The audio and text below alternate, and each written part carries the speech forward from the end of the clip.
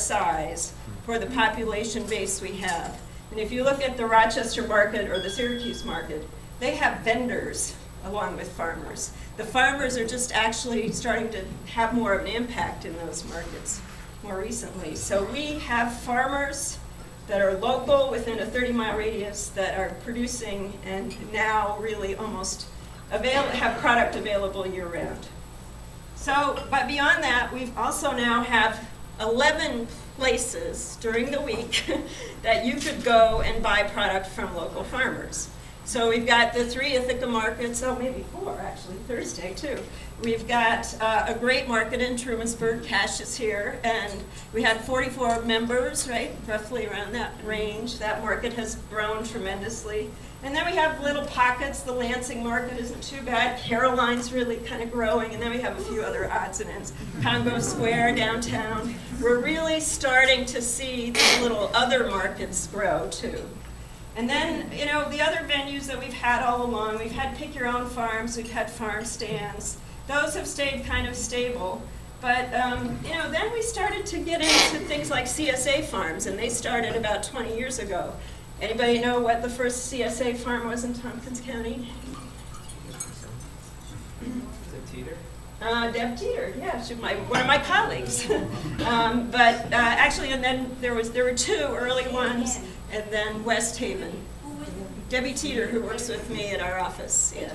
And, define CSA, I don't know. Okay, everybody know what CSA is? Community supported agriculture, where you, you know, get a weekly box of produce, a weekly share of produce, essentially from May or June to end of October. And Carol will talk more about that too. So anyhow, so we've got all these CSA farms. We now, you know, we started with 2 or 3. We now have 20 of some form or other serving this community. And they serve about 2,200 customers.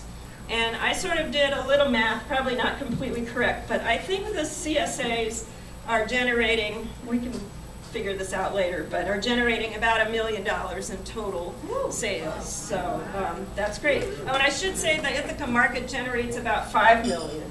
And when I've compared that around, and that's all the vendors. You know, the food vendors actually do pretty well at the market. So when I've compared this around the country, again, we're one of the really successful markets. There aren't too many other than like maybe in California that make a lot more money, maybe Santa Fe, or some places like that that have bigger populations. So we've got CSAs now that started about 20 years ago. We had restaurants rediscovering local foods, and you know that started kind of with the rebirth of farmers markets across the country. And obviously when green markets started in New York City and the city chefs started to find farmers markets, that really was, you know, like the sort of impetus. And it wasn't Alice Waters. It was New York City green markets. So now a couple other things that I think are interesting factoids about our community is that we have 7 organic dairy farms in Tompkins County. We have the largest organic dairy farm in the Northeast in Tompkins County.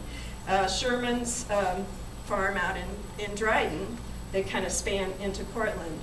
And we also just recently had one of those dairy farms that got their raw milk license and is selling raw milk too, but keeping her membership low because Organic Valley doesn't want too much competition, I guess, for local raw milk sales.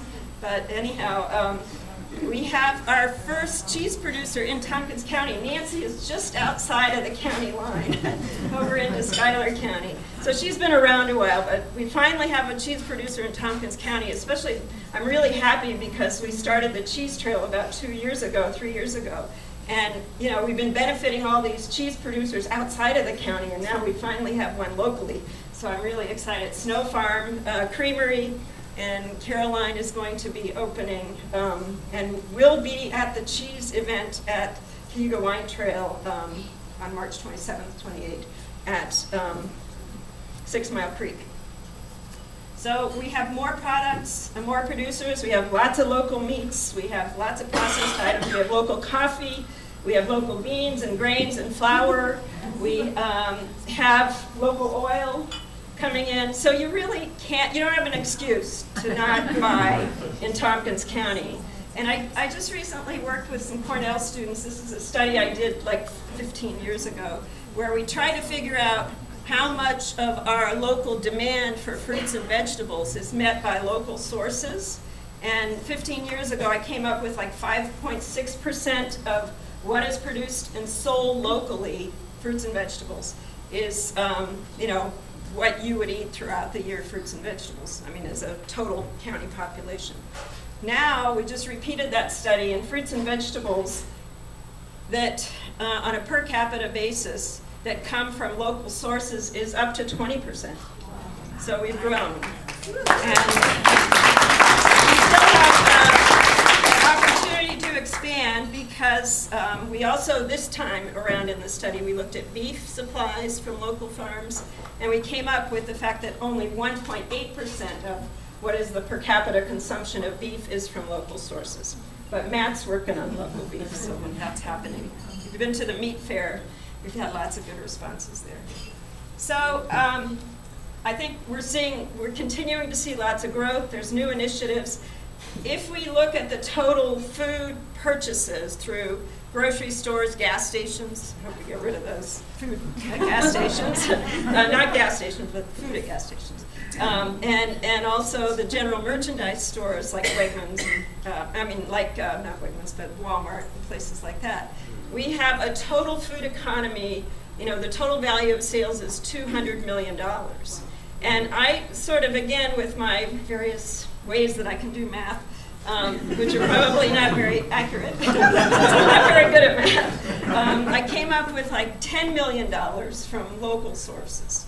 So $10 million is our local food economy. $200 million is our potential. So that's our opportunity. So there are new initiatives. Obviously, we're working on food access. I'll give Jamila a minute here. We're working through Groundswell. Everybody might have heard about Groundswell, really focusing on growing farmers, beginning farmers, various initiatives there. And we have been also looking at the feasibility of a processing, mixed-use kind of processing, catering type kitchen. And so those are some new things. And I'll have Jamila talk a little bit about food access projects. And then we'll go to the panel.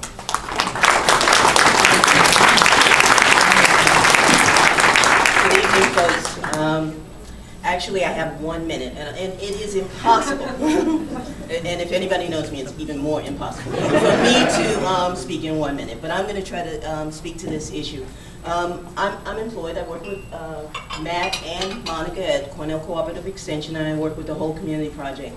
And what I was asked to do this evening, because actually Bob Rossi had invited Katrina Baxter, who is the program manager at Southside Community Center, to come in, as she's involved with a lot of initiatives in the community. It's just a team. It's a beautiful thing. But to speak about some of the local initiatives that have happened within the past few years that speak to another area around our food system, and that is access to healthy and nutritious foods for people who are not as fortunate as many of us are to be able to go to the farmer's market and purchase just freely.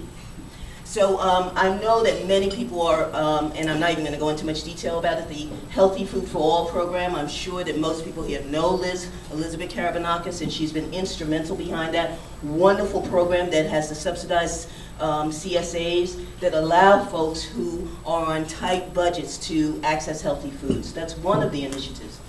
A while ago, and I don't have the exact date, but within the past 2 years, there was a fruit and vegetable program that was happening at Beverly J. Martin School downtown, which has one of the highest rates of student enrollment at the poverty level. And so what they were supplying the kids with was healthy fruits and vegetables, and it was really great. And then they were in jeopardy of being dissolved because of funding. The amazing thing that happened, and I actually believe that probably some people in this room are involved in this, is that farmers came out from everywhere. Concerned people who were like, no, this cannot stop. These kids are eating fruits and vegetables. Some of these children don't have that privilege to go home and have that and know that that's in their cupboards. And they came together and really mobilized, and actually what came out of that is Ithaca Community Harvest, which is an initiative that is supported by local farmers and community members like you folks out here to ensure that these healthy, nutritious produce and vegetables are available to all of our children. The whole community project, which is where I started from, has a real focus on that, making sure that all of the people in our community are able to eat well and be nutritious, because that's the cornerstone of whatever we can do. And we're really a great community, and we know that, you know, from the turnout tonight and other things. Another initiative that arose, and you'll see this, there's some flyers over there, it's Gardens for Humanity. And Gardens for Humanity was something that evolved as I had a conversation with a local resident in the Southside community who wanted to establish victory gardens as a way for people who are low income to be able to get their own food and know where it's coming from. And that has evolved, and I'm going to just read the mission to you. Gardens for Humanity is a community-driven food justice organization that promotes economic, personal, and neighborhood empowerment and wellness through education, urban gardening, and local farm connections. It's an amazing initiative. We have garden-based trainings so that people in the community can learn to do that. We have classes where young people in the local schools actually grow their own food in the garden and then they prepare it. It's a beautiful thing. Please pick up a brochure and get some information about that. Another thing that, another initiative that arose was is the Ithaca Youth Farm. And the Ithaca Youth Farm is actually something that came out of Gardens for Humanity, where Katrina Baxter, myself, several other people with Gardens, G4H is what I'm used for, G4H came together and we started working with Dan Flarage, who everybody knows and probably loves, at least I do. And the energy behind that initiative, so that the first year was last year. We had employment from the Youth Employment Services. Various funding sources came in, and youth from the rural and the urban communities went out to a farm, now I'm going to mess it, thank you, farm, and actually young people worked on the farm the whole summer. Harvest food, that food went to Beverly J. Martin, GAG, Southside, and was sold at the Congo Square Market, which is a small market that has been in operation for 2 years. Look for it in May, and I know everybody's anticipating May. So look for it. The first Friday in May is when we'll start again. And it's a wonderful Congo Square Market. It is from 4 o'clock until 8 every Friday, until the first Friday in September. And it's a wonderful place where vendors come together, and now we have the youth working on the farm, and they actually supply produce to the market. So that's an amazing thing that's happening. One thing, and of course, we mentioned Groundswell, and there's so much to be said about that wonderful program that's happening, and Joanna, if she's here. One thing I wanted to say was my involvement in this came when I was appointed a civic fellow with Bethany Schroeder. Feels like a long time ago, but it was probably about 1.5 years ago, through the Cornell Public Service Center. And through that, we had 2 dialogues in Ithaca, and people came out to discuss food security and health. It was amazing how many people came out, making the connection between we need to eat healthy, we need to eat nutritious food, and we need to be able to access that food to be a healthy community. So I just want to really applaud these initiatives. The wonderful thing about it is when we're all coming together, we usually come together around food like this, and it's people from all walks of life that are coming out, people who are actually food insecure, people who are blessed enough to not have that is something that they have to have a concern for. So those are just some of the initiatives. I'm sure I'm missing a whole lot of other people, so forgive me, and I don't even want to talk anymore because I'm curious to hear from the panel, so thank you.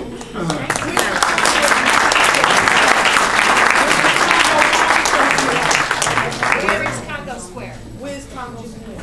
Southside Community Center, right next to it there.